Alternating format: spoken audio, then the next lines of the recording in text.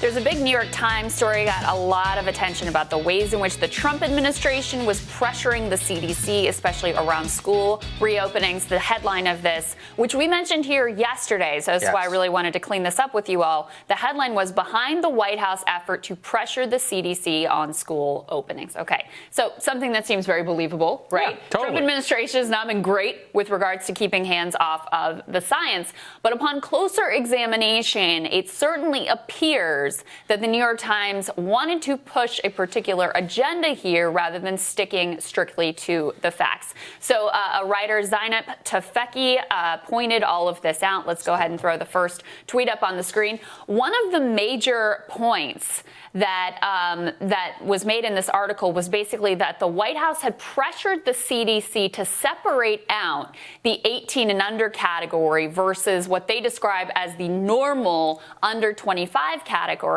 Well, if you're trying to make a point about school children, doesn't it make sense that what you would want to know about is the under 18 category, which is exactly what's being pointed out here? There are other issues. So they mischaracterize a study from South Korea. That's the second part of the tweet there. There are deceptions around the first day of school and how important that is to the situation.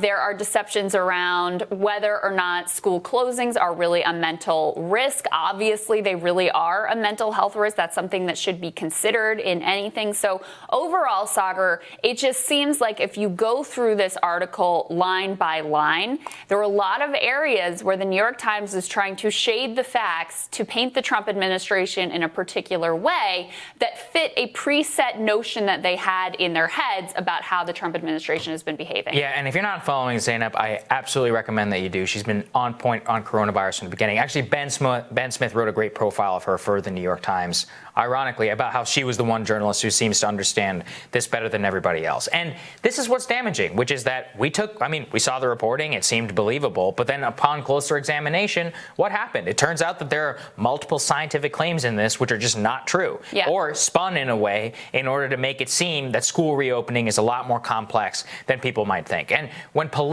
politics enter science, and especially when political reporters start writing about science in this way, this is what happens. It's incredibly, incredibly damaging to public trust, because when an actual scientist comes out and is like, hey, this is a real problem, and says, rightfully, there needs to be some corrections here. Nothing.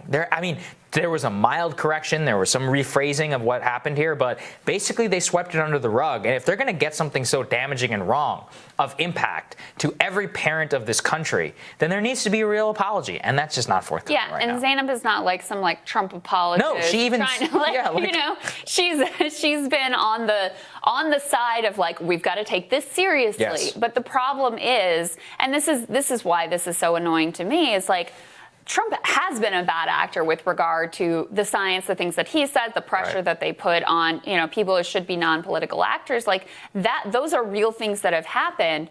But when you create a story like this that has all of these flaws and failings and is clearly filtered through an ideological agenda, it makes it much easier for Trump next time around when there's another story like this to be like, they just make shit up, because in this case they did. Mm-hmm. No, exactly. And this is what happens, which is that people out there who legitimately cover this stuff are like, hey, wait a second here, and at least acknowledge that you messed something wrong. But they can't even do that out of their own hubris, because they're trying to push this agenda over and over again about school reopening. I think the worst thing that has happened is that, yeah, you're right, Trump has not been the best actor whenever it comes to coronavirus. I'll leave it at that and say it nicely. But that didn't mean that Democrats and the media had to go all in against school reopening too, or at least cover it fairly now. Look, the data's in. Go look at Florida. They had mass school reopening. There wasn't a spike in coronavirus cases. I think we got our school policy completely mixed up. Colleges probably shouldn't have gone back, and elementary schools absolutely should have. Instead, we had it the other way around. Nobody can ever make sense of it to me, except, oh wait, those tuition checks had to clear. That's really why I think that there's the high school is, to me, the questionable case. Right. But I think you're absolutely right in terms of the damage that's being done to young children by not being in school. when what we see in the data right now is that it is very low risk for them, and also that they're not acting as this was the fear, was that they'd act as vectors and spread it to their teachers, and then they would end up spreading it to the community. We just haven't seen that yet. So look, there wasn't a lot of data when schools were making the decision about whether or not to reopen. There wasn't a lot of data to go on. Now we have some data to go on, and it's time for people to reassess and to not do it through a political lens of like, you know, what did Trump say? I'm going to be on the other side of it, or like, what did Trump say? Let me be on that side of it. And so the fact that all of this has become so completely partisan and politicized, it ends up being incredibly damaging to the country, but specifically to the children, underprivileged children in particular, who are most impacted by the decision to have all schooling at home. Yeah, I think that's right. All right, more Rising for you after this.